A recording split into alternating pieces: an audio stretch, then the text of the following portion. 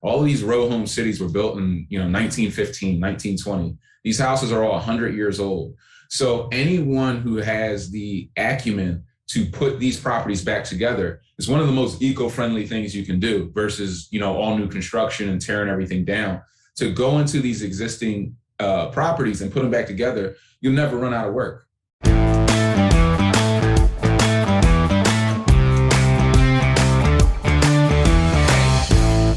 Welcome to the Real Estate and Financial Independence Podcast. My name is Chad Carson. You can call me Coach, and this is a show all about investing in real estate, achieving financial independence, and doing more of what matters. Whether you're a brand new listener or a longtime listener, really appreciate you being here for another episode. Today's topic is how to build neighborhoods and wealth by remodeling older rental properties. This is an interview with Brian Grimes. I had a lot of fun with this interview with Brian, and it wasn't just because we share a love for basketball. Brian's 6'7". He played basketball in college at Columbia University, also played it growing up in Philadelphia. I play pickup basketball. Football is more my sport, but I love playing and enjoyed talking to him a little bit about that. But what we really got into, and what I think you'll be interested in, is his story of investing in real estate, particularly in older neighborhoods. He's in Philadelphia, in an urban area, and we talked all about how to pick locations, how to pick properties, how to manage the process of buying properties that you can fix up, turn around, and then rent out. And that's how he got started. He went a traditional career route where he was a financial planner, was managing wealth for other people, also worked in some startups and hiring and selling insurance for different startups.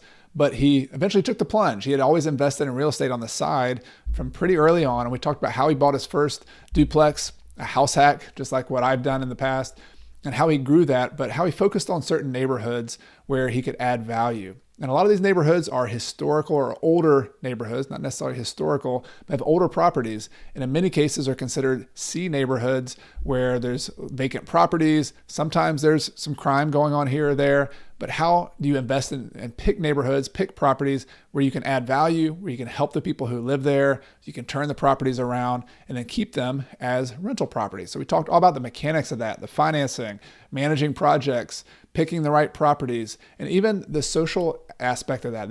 These are neighborhoods near where Brian grew up, and there's a lot of discussion, a lot of debate about the positive and the negative effects of changing neighborhoods. Some of that's called gentrification, and we discuss his view on that and his take on trying to bring people who live in the neighborhood along with the progress of the neighborhood. So really a fascinating conversation, whether you're interested in just the mechanics of buying older properties that you can buy really cheap and then cash flow later on, and then everything in between. So I hope you'll enjoy listening to my interview with Brian. Before I get started with the topic of this episode, I do want to remind you that if you're new here, be sure to hit the subscribe button on your favorite podcast player or on YouTube if you're watching on YouTube so you don't miss anything. I have new episodes that come out every Monday morning. Also, each week I include show notes for the episode with links to anything we talked about during the episode. You can find a link to those show notes in the description of the podcast or in the video description below. Finally, if you like the show, I always appreciate if you leave a review, particularly on Apple Podcast. And as a way of saying thank you to those of you who already left a review, each week I give away a copy of my book, Retire Early with Real Estate, to one person who recently left a review. So please keep listening all the way to the end of the episode for this week's winner. Now let's get started with my interview with Brian. Hey, Brian, welcome to the podcast. Thanks for having me. Really appreciate it. Yeah, I appreciate it too. I connected, or I found your channel on Instagram and just really liked what you were up to up in Philadelphia as a real estate investor, as a developer of communities. And so I wanted to share your story and talk about where you've come from as, both pre-investing and as you're doing it right now. So I thought it might be good just to explain to our listeners here, where you came from, where you grew up, and then maybe we can start from there. Definitely. I grew up kind of in the Philadelphia area, which is why I started to develop there. I just knew so much about it. But, I'm just at heart a Philly basketball kid who grew up in the Allen Iverson era. I was lucky enough and blessed enough to get really tall at an early age. So by, I think, sixth grade, I was about 6'1", and was pretty good at basketball, well coordinated. So got recruited by good schools, good prep schools, and ultimately landed myself at Columbia University, played 4 years there. And that was really the transformation for me, from going from just like pure interest in sports to being exposed to different mentors, different people in that realm, and getting exposed to finance at the end of the day. And I always had a passion for kind of finance and trading, but I was hanging out with a friend circle. One of my best friends was just reading, real estate books, and he was a bit ahead of me in terms of graduating. So he graduated and he started buying rental properties and doing Section 8 plays. And this is one of my best friends, so this is all we would talk about, literally, like kind of all day, every day. And that kind of got me hooked into knowing that I wanted to do real estate. I definitely had these other passions in finance. I was an econ major, so I had kind of that direction, but I knew I wanted to take whatever money I could get out of Wall Street or whatever finance I was doing and put it into real estate.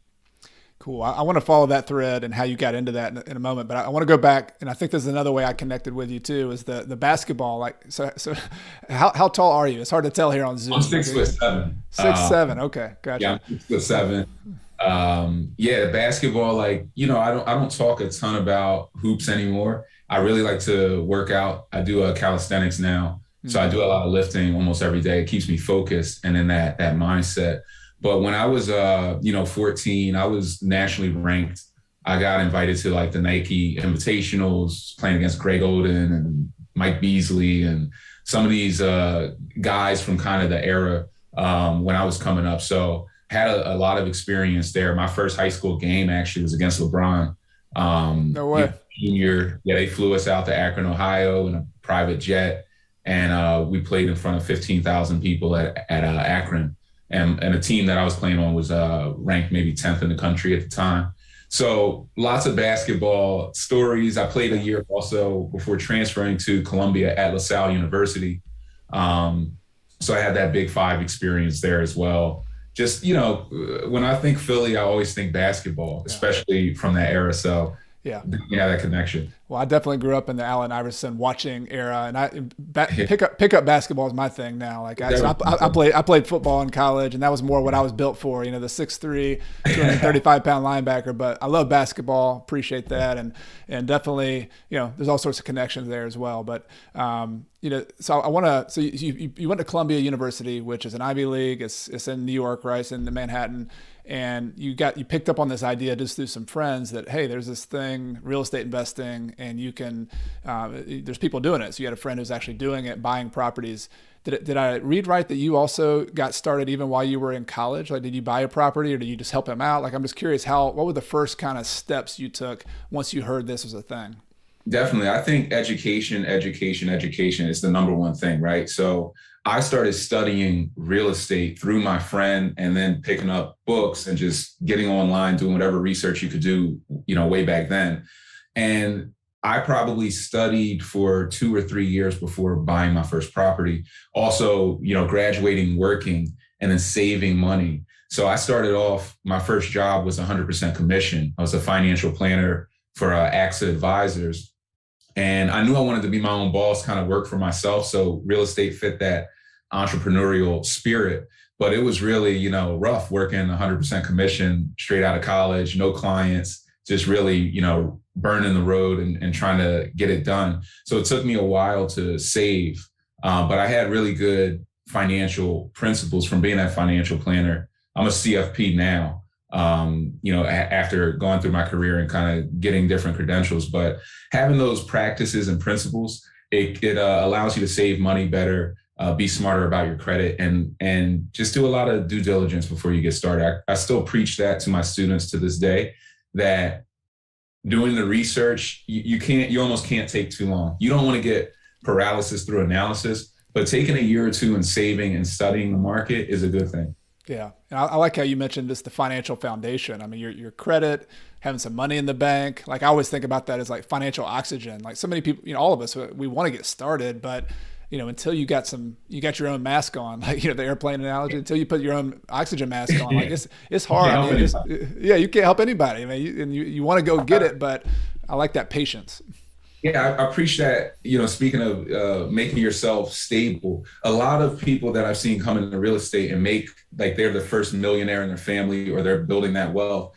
They have there's that tug of war. When you go to a good school, you have opportunities, you want to help people immediately, but you do have to become that foundation yourself because if you fail, who can step up and kind of put you back on the pedestal in that sense. So you have to really be rooted in those financial principles. You can't do this to make a ton of money and go flash and spend it. You have to really do it for the right reasons. Yeah, no doubt about it. So you started learning, you watched your friend, you're reading, you're saving some money, you're out there learning how to sell, which I know is always, no matter what you do, that's a a good transferable skill, right? It is. So I assume you're still working your full-time job as a financial planner. And were you then looking and saying, all right, on the side, I can do this real estate thing? Yeah, to me, real estate, people ask like for the financial commitment, like how long does real estate take if I'm going to do like a buy and hold rental property strategy? And once you get that property set up, let's say you buy it turnkey. So you're just getting something, you can sweep the floors, paint the walls, and put a tenant in there.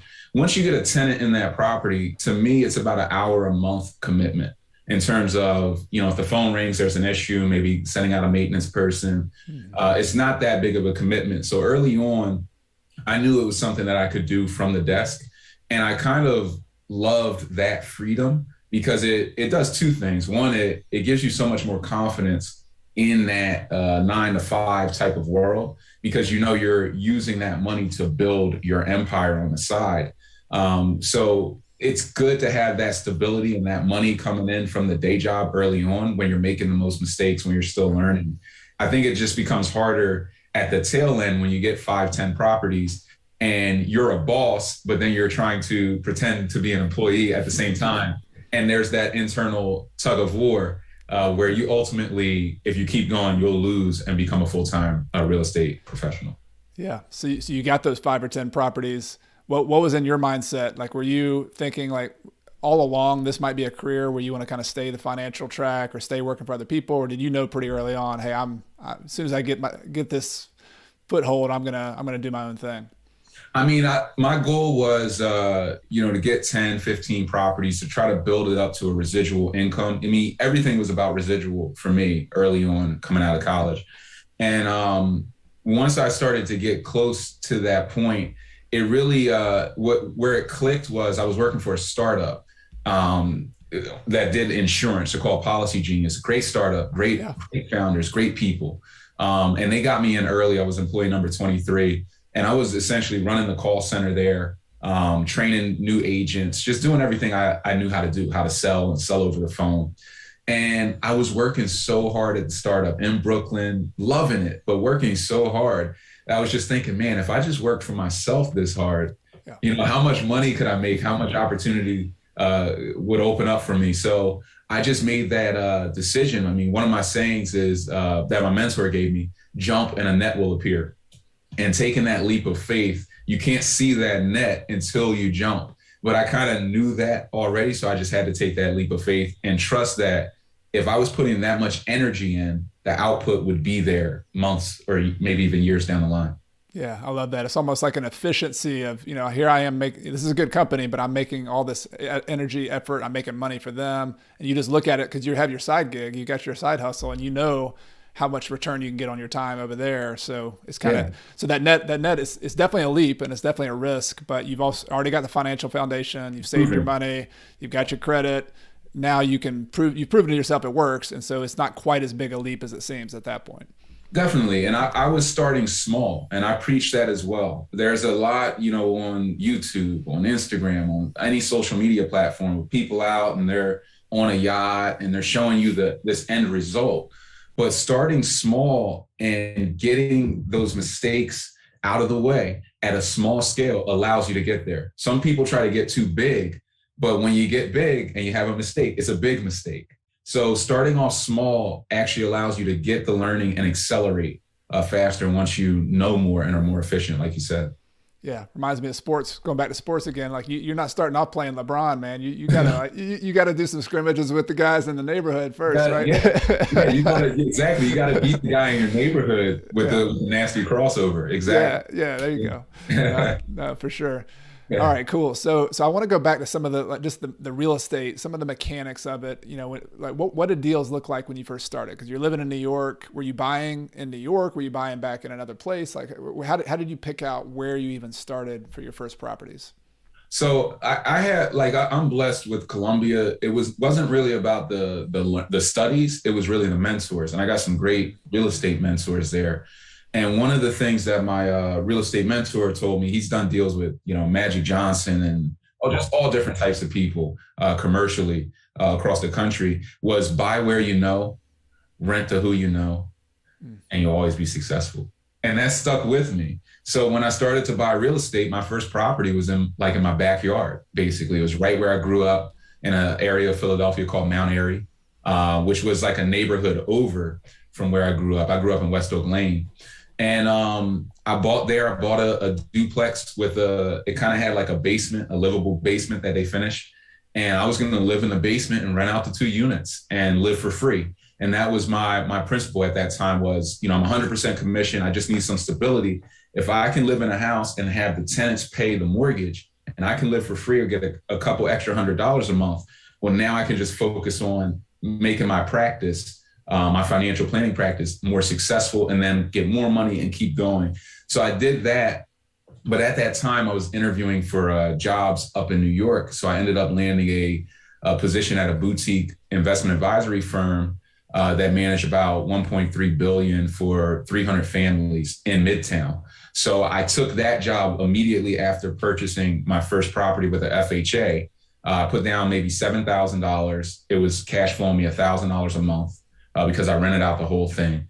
And I just went up to New York and didn't look back. But I knew at that point in time that I wanted to invest where the money went further. I still wanted to invest in Philly, where I knew the real estate. So I would have to now formulate a plan to invest out of town, which was a challenge, but something I knew I had to take on. Nice. And so you, like a lot of us, you started with that house hack. I'm not sure if you called it that at the time, but Yeah. like so many people do the house hack, man. It's just live in one unit, rent the others out. I mean, as many formulas as I've heard, I mean, that to me is like when people ask, well, how do you start? And I said, well, first question, are you willing to live in a unit and rent the other 2 out? Or just, I mean, that's such a, especially when you're commissioned. I was the same way. I was out there flipping houses and it was so erratic, one week you make money, 5 months later you make another check and it's not as big as you thought. I mean, it's such a stability thing for you if you can have that income on your house taken care of.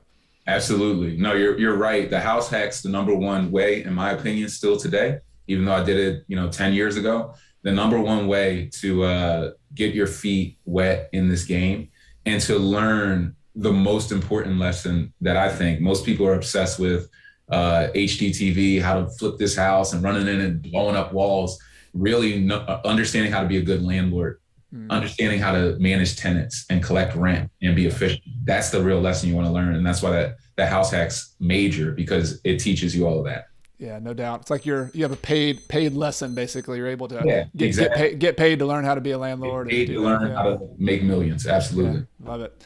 Well, let's talk about that. I mean, I love that quote you said of, I'm butchering it probably, invest where you know, invest to who you know. And so you went back home, you invested near a neighborhood near where you lived. Yeah. Talk to me about, because I think this is one of the things I try to preach to people too, is like, there's so many different locations in the country and in your city, and you got to really understand the dynamics of the location where you invest, because that's how you're going to add value to people. That's how you're going to help people. And so I guess maybe talk to me a little bit about the neighborhood where you grew up, or maybe Mount Airy, and what kind of some of the dynamics were there, and what attracted you to invest there. Yeah, definitely. So, the house I grew up in West Oak Lane, my mother actually inherited it from my great grandmother for $1. It was a shell. And I didn't know what a shell was at the time, but I was living in it, right? So we rehabbed, and I mean like a tree was growing through the roof. So we lived in it while rehabbing a shell. And that was kind of my first experience with rehab. But the neighborhood was a C-class neighborhood where you're going to have abandoned houses in some areas. West Oak Lane was still reasonable at that time, but you'll have land lots, you'll have some vacant properties. It wasn't as bad as kind of maybe North Philly was at the time, but I had that C-class experience growing up. I mean, it was definitely, lower income households. You definitely have some Section 8 people.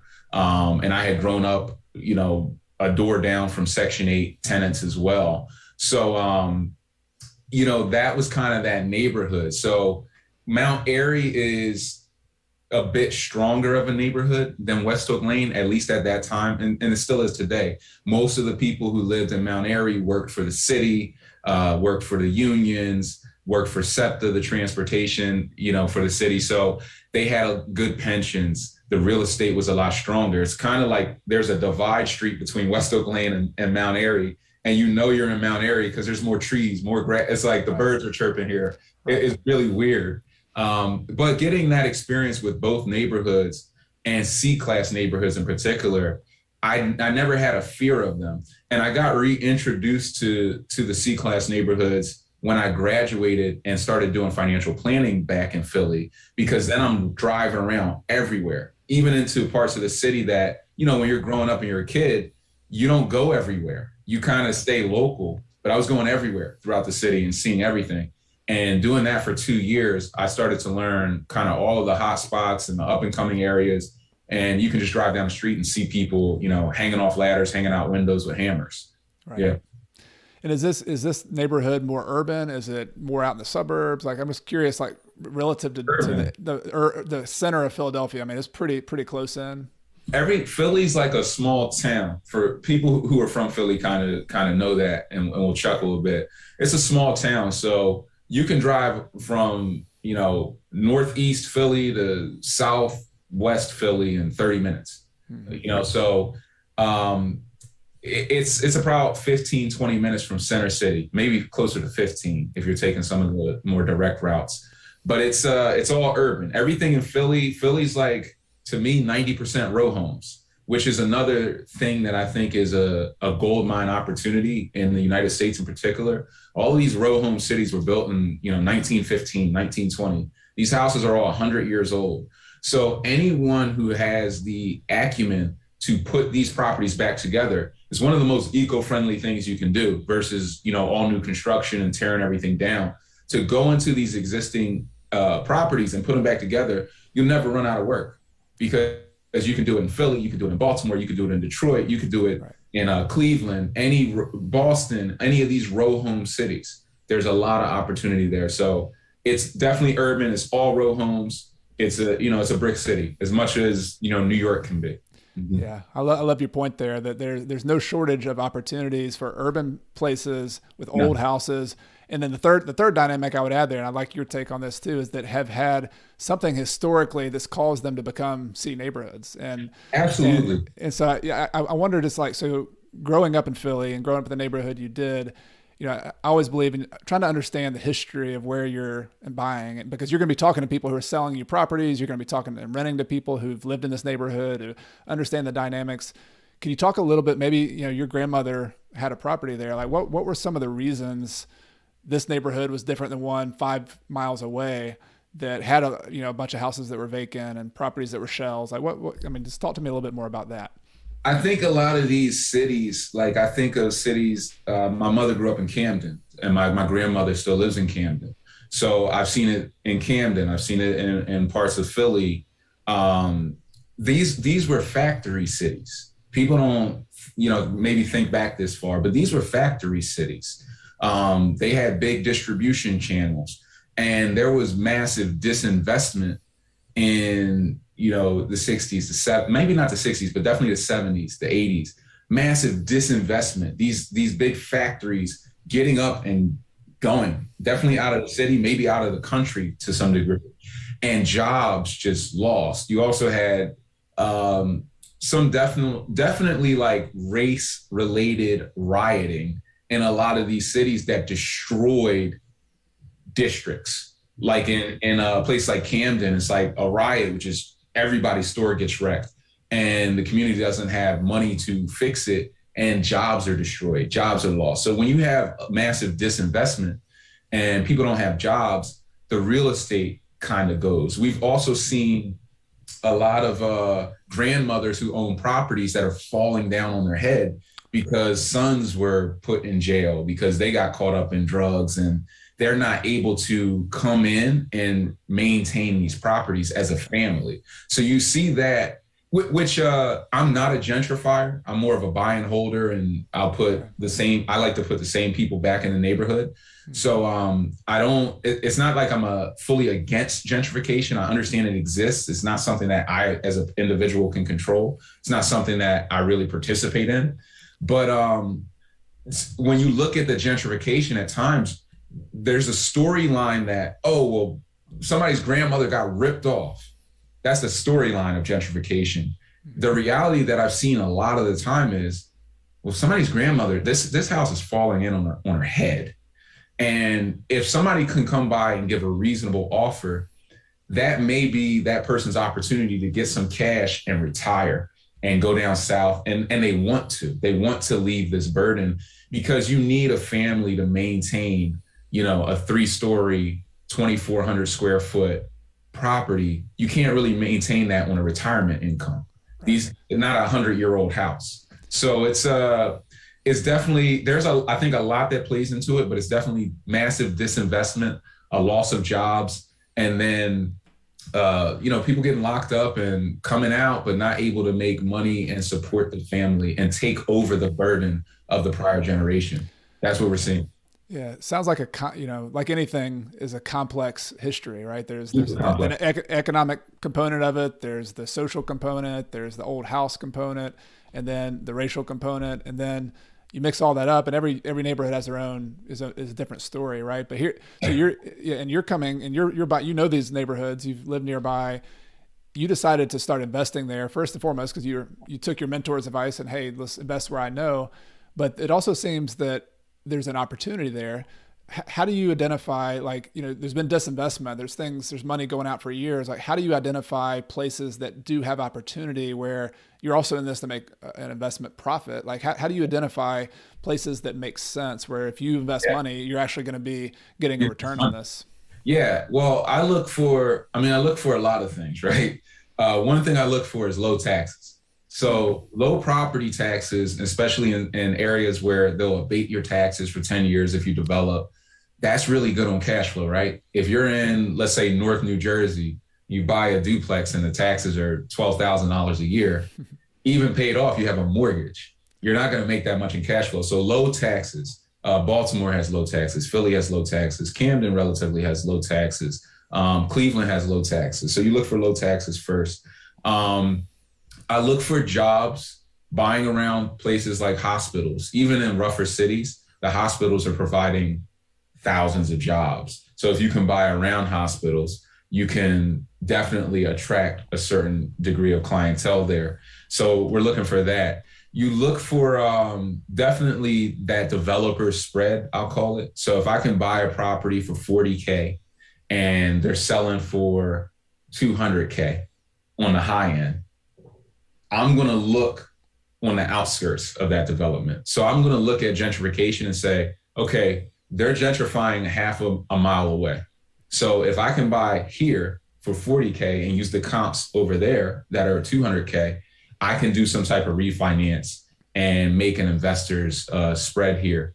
So I look at that. I'm also looking at, Section 8 rents, they're based off the fair market value of the rental market. So if something in the nicer part of the city is renting for $1,400, that's going to impact even the C-class neighborhoods. So there's definitely this cash flow spread there. So we're looking at a lot of things along those lines, for sure. There's definitely a lot of factors, and maybe some more that I'm not calling out, but it's a bit of that. I like to invest in bulk as well. So I don't just go into a neighborhood to buy one property. I'll go and buy 10 on one block. I'll go and buy 10 in a 2-block radius, right, and feed off of my own activity in that sense, because I'm doing it not only for the profit. I mean, you can make cash flow anybody can kind of call me anywhere they're at in the country. I'll show them some deals, in their backyard where you can make some cash flow. But it's doing it in bulk allows you to create jobs for the community and to try to really impact the neighborhood, because I view these neighborhoods differently than most people. I see the good and the opportunity in them, not just what they've been for the last 30 or 40 years, but what they can be. And I'm also, the last thing I'll touch on is I look for sister cities. I learned this in New York. My time in New York showed me that if there's a train line going through the worst part of the Bronx, and that train can get you to Midtown Manhattan in 45 minutes, that real estate's going up, period. Because it's location, location, location. I also know that if New York's getting more expensive every year, people are going to start flocking down to Philly because it's a sister city, and New Yorkers hate Boston. I haven't been in New York even for 10 years, long enough to know what, but they hate Boston. So they're going to go down to Philly, right? If you're in DC and DC gets priced out, you're going to go to Baltimore. Mm-hmm. You're looking for these sister cities. If you can get sister cities and then buy next to hospitals and then make sure your taxes are low or maybe they're abated, and you make sure that at a worst case, you can Section 8 this property and get some good cash flow coming in, well, then you can hold that property until the area changes. And make sure you're buying on the outskirts of some degree of activity. It doesn't have to be gentrification even, but just some good comps that you can find, and you're successful. So many smart and great gems you just dropped there. So, I mean, and I the last one, sister cities, I think is super smart too. I've described it a different way in my locations. Kind of in the southern United States, we've had a lot of mill neighborhoods, old textile mills. They moved out of, so very similar. They moved out of the country. But those are often the ones that get turned around as well. And so one of the strategies is just looking, next door, like, all right, there's a city next door where their Mill Hill, neighborhood got remodeled. Those are now 200,000. It's going to spill. It's like a spillover effect into the next one. So I love that. So you're always kind of looking ahead, get on the outskirts. And you got in the taxes, you lead with the operating expenses. You got taxes, you're going to have insurance, you're going to have maintenance costs. You can only control those things so much, but taxes is one you can decide to buy a property or not to buy a property based on how high the taxes are. So super smart. I want to go back to one, and just in case that's a new conversation for them. You kind of distinguish, and I like how your company is distinguishing between gentrification and a different type of development. And obviously that's a bigger topic, and it's more complex as well to understand what that means. But my understanding, the negative connotation of a gentrification movement is you have this old neighborhood, you have a lot of people renting there, not everybody owned. Now some new people are moving in, typically people with more money, and the people who used to live there get kicked out, and they really don't get a piece of that pie. They're gone, and all the wealth has gone to somebody else, right? You explain a little bit more of what your approach is, and obviously you're still in this is a business, but it's trying to do it a little bit differently. So would you mind just kind of talking about that a little bit more? Because I think this is a common theme around the country. Investors trying to do good, but also trying to make money, but doing it in a way that's respectful of the community. So maybe talk a little bit more about the points that y'all are trying to do to make that happen.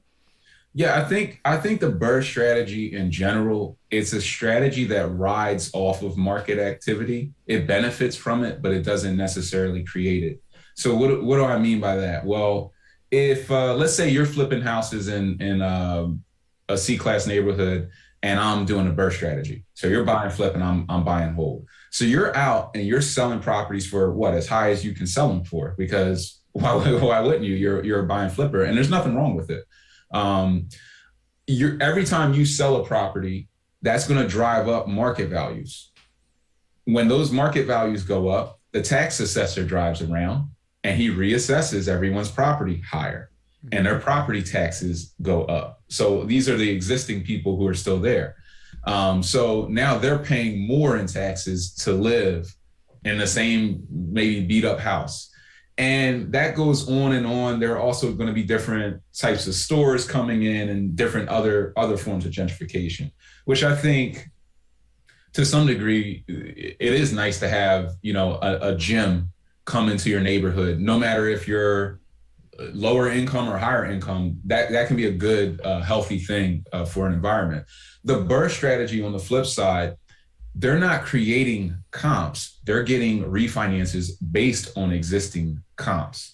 So if I buy a property for $50,000 and I put $100K into it, and I go to the bank and they appraise it for $200K and I pull out some type of refinance, I'm not creating, my comp is still $50K. I haven't necessarily created this bigger comp for you.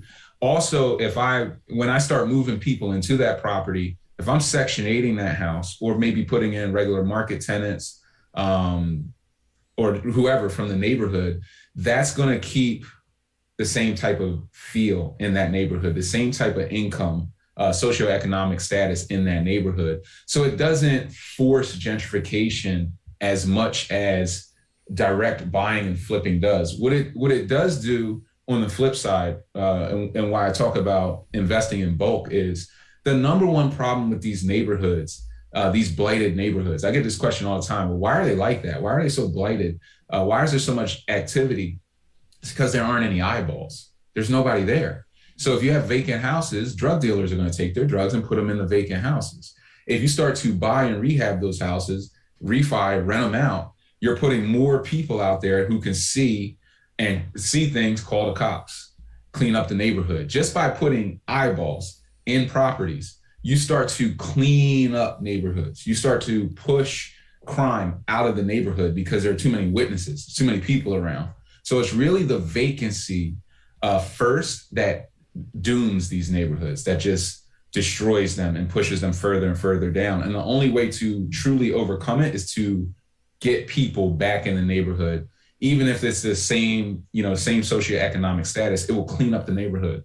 So it's not that I'm against anyone who's flipping houses or doing technical gentrification. I think improving neighborhoods, it happens. And like I said, if somebody's grandmother gets a nice check, right, I look at that on an individual level and say, well, they got a good piece of money for their property. Right. And they weren't, I know these, I've been in these houses and I've sat across the table from a lot of people who can't maintain their property. So if they don't sell it, they're going to give it back to the city. And the city, they will come and put a tax lien on that property and auction it off too. And that happens all the time.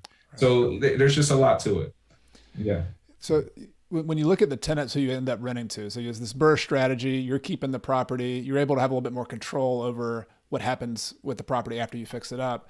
Is there a disadvantage to renting to somebody who might be a lower socioeconomic in terms of finances? Like, so if you rent Section 8, is it equal kind of from a financial standpoint, renting Section 8 versus renting to a market rate tenant?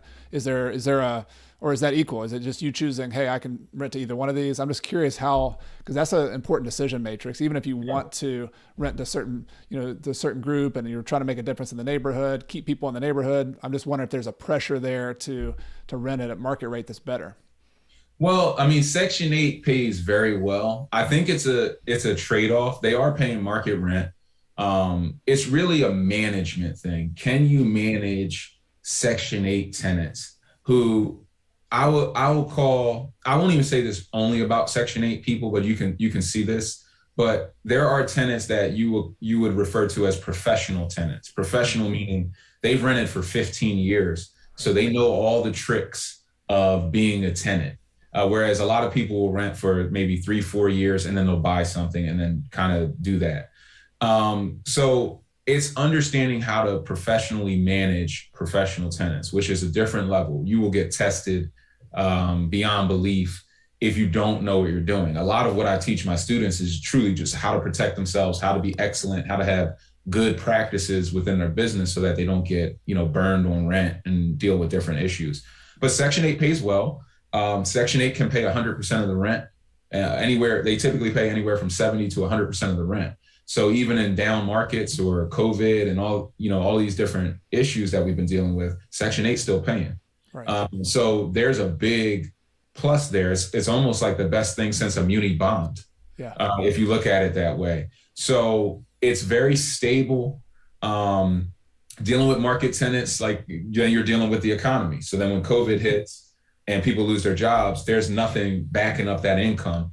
So it's 6 in one hand, half a dozen in the other. I think it all comes down to, can you manage government housing people professionally? And do you enjoy it? And can you create the systems? It is profitable. So the only question is, do you enjoy it and does it fit you and your business model, or doesn't it? And for a lot of people, they're afraid of it. They're afraid of C-class. They're afraid of a certain type of tenants and clientele because they don't understand it. They didn't grow up around it. And that's where I think, it goes back to invest where you know. Where you know doesn't have to be your backyard, but it should remind you of something about your backyard. Rent to who you know. It doesn't have to be, your best friend, but somebody who kind of reminds you of somebody you grew up with, or people you grew up around, or your cousins or your family. It has to be somebody you know intimately. You can get into their head. Then you can be a good property manager or landlord for them. And you'll always be successful if you stick with that to some degree. Yeah, really good advice. And it's good to hear that kind of math. You're looking at the market rate tenants have their drawbacks. Oh, yeah. Section 8, everything's got its pluses and minuses, but from a financial standpoint, I just want to run some real numbers on that. So if you had $150,000 in a house, and I don't know if these are the real rents or not, but if the market rate is $1,400 for that rental that you have right there, then Section 8, if it would look at it and say, all right, we'll also pay $1,400, or the tenant might pay $400 and we pay $1,000, something like that. And then a market rate tenant would pay the entire $1,400 themselves. But so economically in that example is the same. The question is going to be, can you set up your business so that you can serve one client or the other, or both? And particularly when we're going back to the gentrification conversation, if that is one of your objectives, to try to not disrupt the neighborhood, but also help the people who live there. There might be somebody who lived down the street. They were living in a property that was falling in on their head. You've now spent $100,000 fixing this property up. That same person could live in a brand new remodeled house, exactly, pay $400 out of pocket, and live in a house that would rent for $1,500, and they could stay there for a long time. And you'd be happy with that, right? That'd be a good business decision for you to do that. Yeah, and a few things you touched on. I've seen in C-class neighborhoods, if let's say I'm in the heart of North Philly, which is like, it can get pretty dicey, we'll say.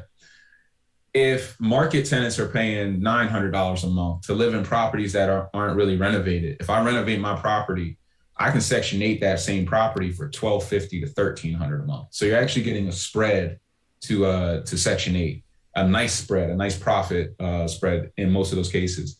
So you can get paid a bit more dealing with that. Also, you're dealing with both types of tenants. You're dealing with market tenants. You're dealing with Section 8 tenants.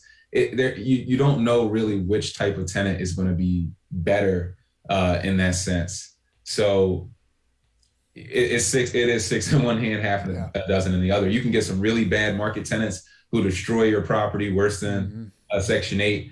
And there are ways to screen out Section 8 tenants to see, what are some of the better tenants than not. The last thing I'll touch on was the time. Section 8 tenants on average stay for 5 to 7 years in your property, and a lot stay for way longer. That's beautiful.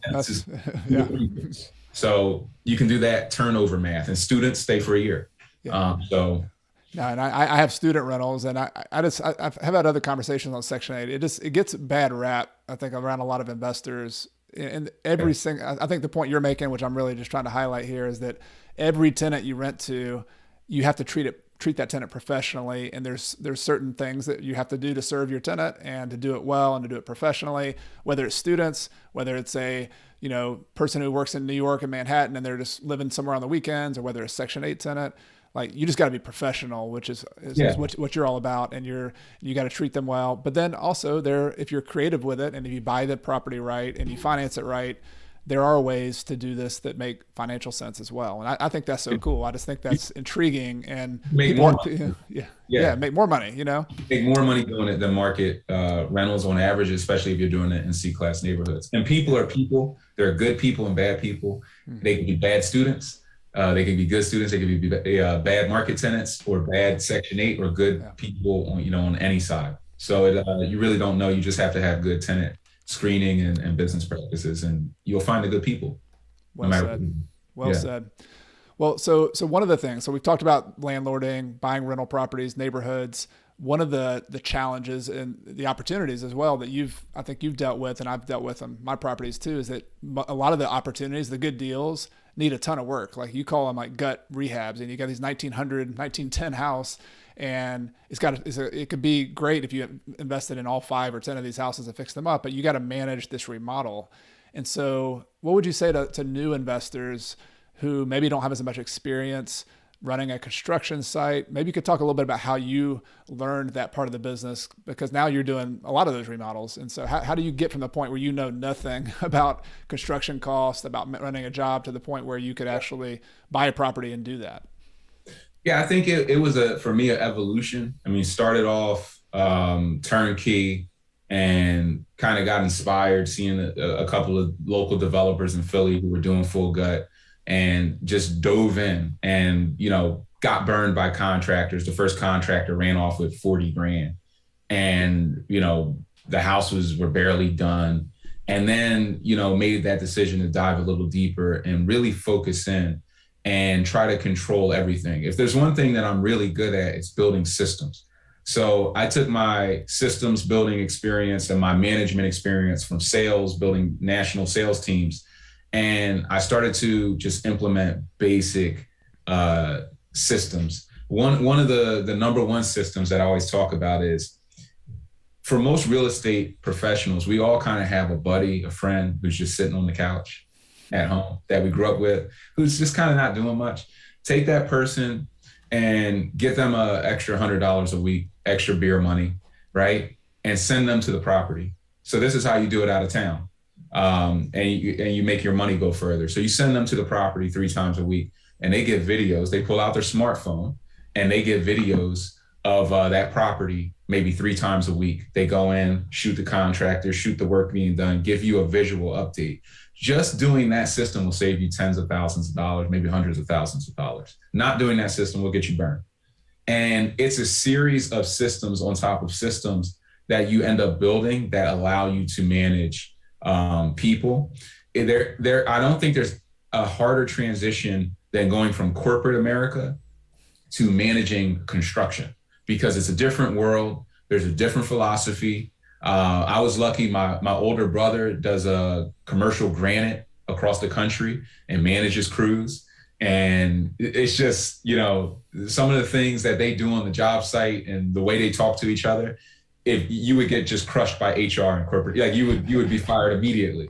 But it's kind of like, if you don't carry yourself a certain way in real estate and construction, no one respects you. So it's getting comfortable becoming a new person, becoming the person you need to be successful managing deals. And there's a lot that goes into it. I teach it all in my my master class that I offer my students, but it's tough. I really do recommend getting into a course or learning from somebody who's done it. Like I said, I have my brother, and without him, I wouldn't have been able to succeed, but I still learned from the school of hard knocks and just failing forward, which is another principle of mine. But if you can learn from somebody and pay a couple hundred or a couple thousand either, that's better than getting burned for 40K by a contractor in the middle of a C-class neighborhood, because that's how everybody else learns. No, I think the good takeaway here, and I've lost money and had contractors walk away from my money as well. And I remember my very first remodel, like we paid 3 painters, we paid 2 carpet guys, because we just kept screwing up and paying having to get the wrong guy. And but so you're either gonna pay a seminar of real, like the hard knocks, like we've done, or you're gonna learn it. The point is, though, you got to learn it. Like this is not something that any of us are born knowing how to do. And even if you're not a construction person, like I can't swing a hammer. I can hang some pictures on the wall. That's about all I got. If you can learn to manage a job and you can understand cost, if you can work with people, systems, like you mentioned systems, I mean, that's the big deal. But you got to borrow those systems. You got to learn how to estimate the cost. And that's just kind of the cost of business, right? That's just like, you go to school to become a doctor, you go to med school, you want to go to school to be a real estate investor, you got to learn about construction. That's just part of the game. Yeah. And speaking of school, I mean, people pay $250,000 in med school. People pay $250,000 in law school for those degrees. There are courses out here in real estate for $500 that I literally see people, they just can't, I'm not paying for that. And they'll go out and get burned for 10 grand. Yeah. You're going to pay either way. It's cheaper to take somebody who's made, $500,000 in mistakes and just learn from them. And had I had that opportunity when I was getting started, I would have taken it. But Instagram wasn't built out. YouTube was still kind of newer, and the content that was on there wasn't like it is today. So, people like yourself going out and bringing content to your audience, you're really transforming the way that they can do business and increasing their opportunities, helping them to not make mistakes early on. They can get ahead of both of us. That's the goal, right? That's the goal. Like, everybody listen to this. We want you guys to like jump up and do it faster, do it better than we're doing. Yeah, absolutely. No doubt. Well, Brian, this has been amazing. I could keep on asking you questions, and I love what you're doing. I love how the approach you're taking and how you're integrating a lot of the principles of real estate investing. You're applying them in a way to your hometown in Philly. I know this is going to inspire a ton of people wherever they are to start doing it themselves. And the final question I always like to ask people on the show, this is a show about financial independence, and there's about building wealth, trying to build wealth so that you can spend your time doing what matters, whatever that is to you. And so I guess my final question would be, for people who are on that journey to financial independence, whether particularly the people early in their journey, do you just have any final tips from the financial standpoint about things they can do, maybe a habit, anything, kind of just a final tip that you think would be helpful for people? Yeah, pay yourself first. It's the number one principle that everybody has to do. You have to pay yourself first in order to become successful, really at anything, definitely at being a business owner. Now, what do I mean by that? Every check you get, people get their paycheck, they pay everybody, right? You pay the cable bill, you pay the landlord, you pay your car note, you start sending money all out. You go to the grocery store, you pay the grocer, you pay everybody, but you don't pay yourself. When you get your check, the first 10% should go into a separate account that you don't touch unless there's an investment. Now, that account, money has a funny way as it's growing and getting bigger, it starts to multiply itself essentially. So you'll start saving. And what you're learning is how to save money. And that's an important lesson. So you'll save your first 10,000, and you'll take that 10,000 to an FHA. And then that FHA will start paying you $500 a month in cash flow, but you still learn how to save $10,000. Now you're going to save 10,000 faster, and you keep doing it and it comes faster. And just doing that one principle accelerates you. You then bump that up from 10% to 20% to 30%. And instead of bumping up your lifestyle as you get raises and more money, which is what everybody else does. And that principle to me that's the number one principle outside of just, fail forward. Most of your favorite developer, whoever's inspiring you, they most likely are failing their way forward. Too many people are afraid to fail forward in life. They're afraid of that failure. But if you just get up and keep going and keep your financial principles tight, keep paying yourself first, you're going to win. It's just a matter of time. So that's kind of, what I preach. Agree, 100%. And I mean, you're on the show talking about the $40,000 contractor you lost money with, and yet you move forward too. So I'm just validating that, hey, you're doing what you're preaching. You did the same thing. Yeah, no, I did the same thing. Definitely. Cool. Great. Well, Brian, really appreciate it again. And I wanted to just give you some time to hand off to people. I know they're going to want to stay in touch with you, see what you got going on. You mentioned some courses you got going on. So just let people know. I'm going to put links to this in the show description as well. But could you tell everybody where they can follow along with you and what you got going on too? Yeah, the best place to follow me is on Instagram at Grimes Estate.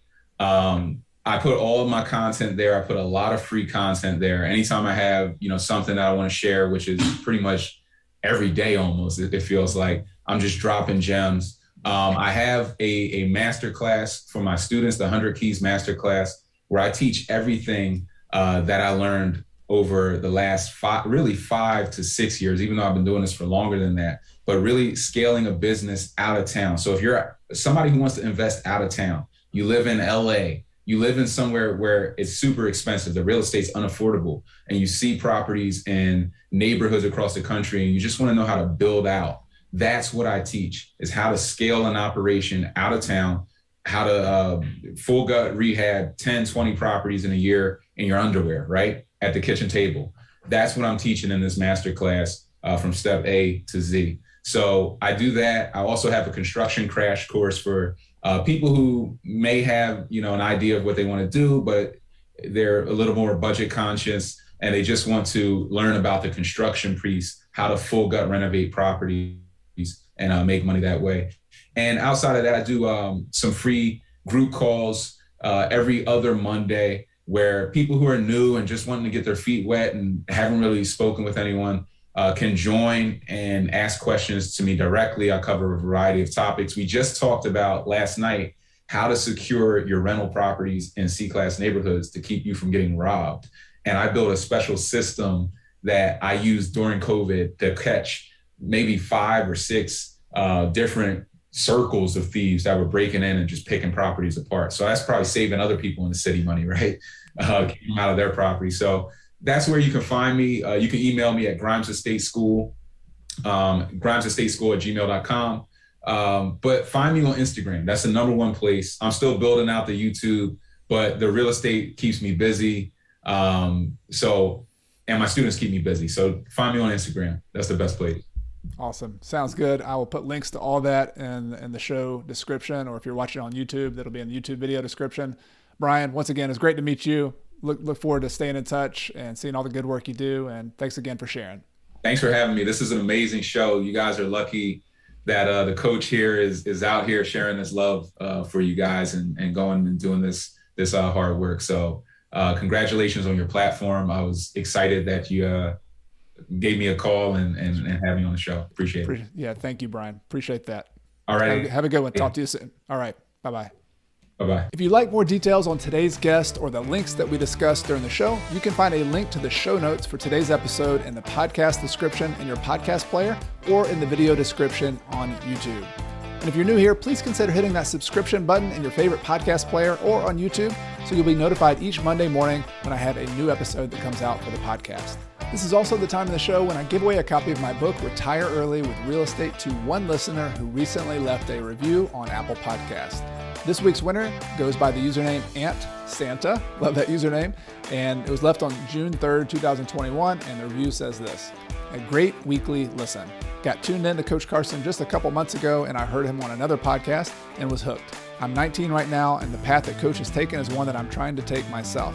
He always has great guests that are all over the real estate spectrum. They also bring great wealth of knowledge. The show is not difficult to comprehend at all. It's great for someone just beginning or deep into their path to become financially free through real estate. For the 45 minutes it takes to listen every week, it's well worth the time. So thank you so much for that review. Really appreciate it.